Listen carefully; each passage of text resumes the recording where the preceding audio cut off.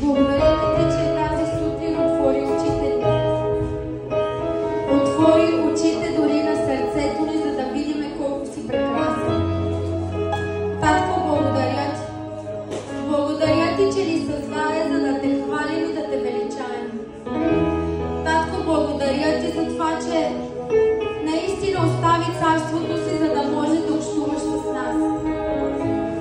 Благодаря ти, че остави наистина властта си и короната си, за да може да отидеш на кръста и да ни спасиш.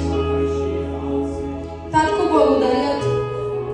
Благодаря ти, че прати най-добрия приятел, който може всеки един от нас да има.